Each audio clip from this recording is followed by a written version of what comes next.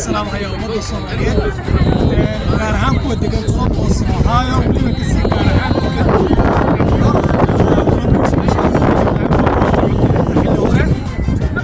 dad Soomaalida fara badan ayaa soo baxay sida arkaysan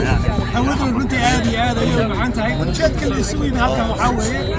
inaan runtii codayno waayo awoodda aanu leenahay ummad ahaan waxaa weeye awooddeenu waa codka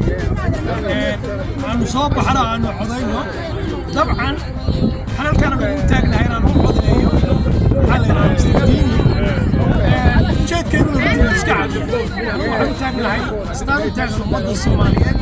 ورمركيده وراجيده يا ابني كده عيال سلا درتين مادام aanu dareenay in maxal la ilmeena qatar ku sugan yihiin wadii maalid kulaha iskuulay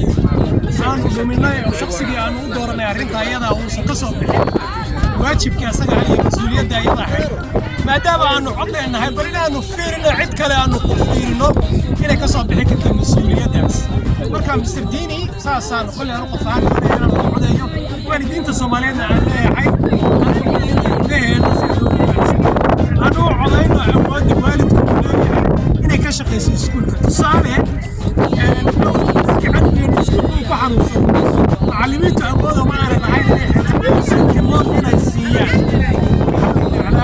واردك عيال سووا عشان يودين شري إلى يبحث على الرالي كيهين يمكن إن دولة سياح هذا اللي كيف عمره يسار كل هذا السكول كودين لينا لوجانك وأنا أقول يلكن وأنا يودين هنا على شري وجاري كرو تسكول جاري كرو وعان مركع عد فكر كاستا غيرسن طبعا عطفي قبصينا بس يعني أودي لو موجين علمه لو بدبسنا دينته لو بدبسنا مصاب حرام أنا مسينا عد الدين هذه يدري السلام عليكم السلام عليكم ورحمة الله وبركاته. Basically free على أورنجي. Freestyle. Freestyle. Freestyle. ماسكة هذه. السلام عليكم ورحمة الله وبركاته. خيار الشرف له والسلامتين وأنت ومال الجمعة ومال مركز مبارك. سلامتا كدب waxaan doonayaa inaan ogeysiiyo shacabka Soomaaliyeed degan degmada saddexaad ee gobolka Ohio inay soo baxaan inay codeeyaan. codeyntii way socotaa maanta oo jimcaha waxay ku eg tahay 5 p.m. waxaa la furay 8 a.m. Mondaydan insha Allah soo laaban doonaa iyadana waxaa la furi doonaa 8 a.m. waxaana la xiri doonaa 5 p.m. weekendiyada way soo socdaan marka fadlan soo baxa codeeya make sure inaad difaacdaan codeysaan difaaca ubadkiina make sure inaad difaacdaan dhalinyaradiina markay noqoto gun violence hadday noqoto maxaa la yidhahdaa housingka affordable housingka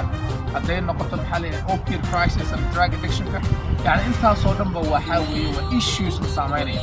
marka issueskaas haddii aanaan haysan matalaan inagu matasha degmadan ama gobolkan waxaan nahay marka dadaan matalaad lahayn oo dhulkan laga samaysto marka inaan ubadkeeda difaacno inaan maxaa la yidhahdaa issues ka concern garaya degmadan hadday noqoto infrastructure hadday noqoto healthcare hadday noqoto drug addiction hadday noqoto maxaa la yidhahdaa housing issues waxaasoo dhanba dadka inaan miiska ka muuqano you either have to be at the table